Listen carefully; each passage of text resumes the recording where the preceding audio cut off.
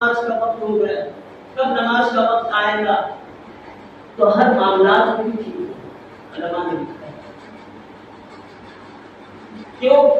نماز اور مسجد ایسا تعلق مضبوط کر دیتا ہے کہ اللہ نے خود فرمایا ان الصلاۃ تنہی عن الفحشاء، کہ نماز ہر برائی کو ختم کرنے والا ہے۔ اب ایک صحابی چوری کرتے تھے، صحابی کوئی معصوم نہیں ہے، صحابی سے گناہ کی سرزد ہو جاتا ہے، تو صحابی رسول کیا ہے، چوری میں مبتلا تھے۔ اللہ کے نبی صلی اللہ علیہ وسلم کے پاس ایک شخص آئے اور فرمایا کہ اللہ کے نبی صلی اللہ علیہ وسلم فلاں صحابی نماز بھی پڑھتے ہیں، روزہ بھی رکھتے ہیں، زکوٰۃ بھی دیتے ہیں، سب کچھ کرتے ہیں، لیکن چوری کرتے ہیں۔ تو اللہ کے نبی نے فرمایا کہ اس کا نماز اس کی جو بری حرکت ہے اس سے ایک دن نہ ایک دن روک دے گی۔ پھر وہ صحابی کچھ دن کے بعد آئے، کچھ عرصے کے بعد آئے اللہ کے نبی کی خدمت میں کہ اللہ کے نبی صلی اللہ علیہ وسلم جس کے بارے میں شکایت لے کر آپ کے پاس آیا تھا وہ چوری چھوڑ دیا۔ نماز تو نماز جیسا ہونا چاہیے نا، اگر نماز جیسا ہوگا تو باہر کے معاملات بھی ٹھیک ہوں گے۔ علماء نے لکھا ہے کہ نماز جیسا ہو تو باہر کے معاملات بھی ٹھیک ہوں گے، نماز اگر ٹھیک نہیں تو معاملات بھی برے ہوں گے۔ آج لوگ کہتے ہیں نا نمازی ہے سود خور ہے، نمازی ہے اور کیا جھوٹا ہے، نمازی ہے بےہودہ ہے، اس طرح کے الفاظ استعمال کرتے ہیں۔ یاد رکھیں نمازی جھوٹا نہیں ہو سکتا، نمازی دغاباز نہیں ہو سکتا، نمازی سود میں مبتلا نہیں ہو سکتا، کیونکہ اس کے نماز جیسے نہیں ہے۔ اگر نماز کو صحیح ڈھنگ سے پڑھے گا، صحیح طریقے سے پڑھے گا اور اللہ سے اس کا تعلق مضبوط ہوگا تو پھر کیا ہے، اس کی نماز ایسی بن جائے گی کہ باہر کے تمام معاملات ٹھیک ہو جائیں۔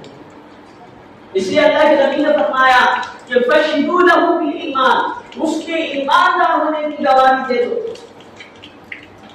کیوں؟ کہ اس کا تعلق مسجد سے ہے، اس کا ربط مسجد سے ہے، اٹھنا بیٹھنا مسجد میں ہے، اس کو سکون مسجد کے اندر ملتا ہے۔ تو اللہ کے نبی نے فرمایا جب اس کا نماز بھی صحیح ہوگا، اس کا تعلق بھی مسجد سے صحیح ہوگا تو باہر کے معاملات بھی صحیح ہوں گے اور ایماندار ہوگا۔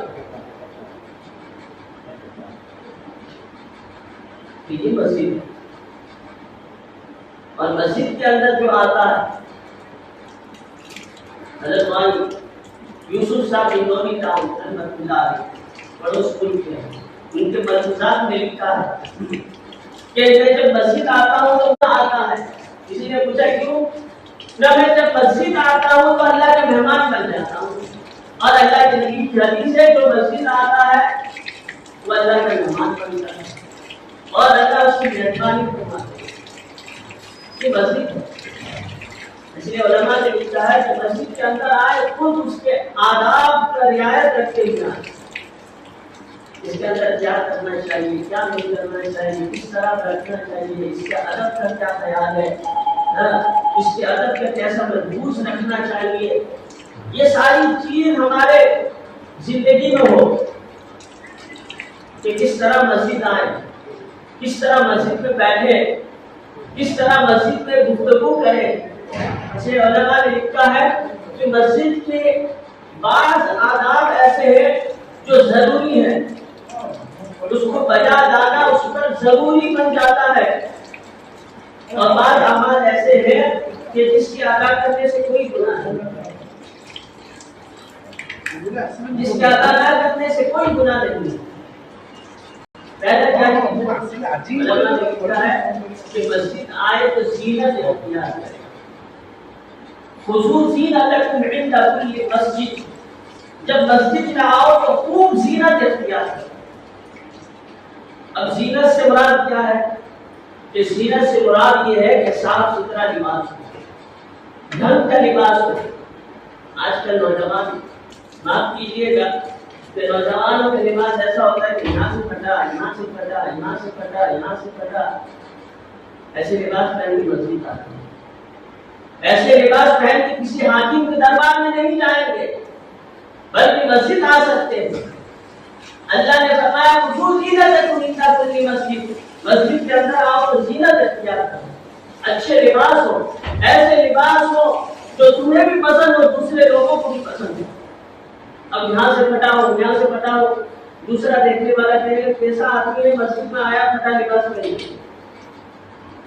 کہے گا کہ کسی کے دربار میں جاتا ہے، کسی منسٹر کے پاس جاتا ہے، کسی چیف منسٹر کے پاس جاتا ہے، کسی ایم ایل اے کے پاس جاتا ہے، ایسا لباس پہن کے نہیں جاتا، لیکن مسجد آ کر ایسا لباس پہن جاتا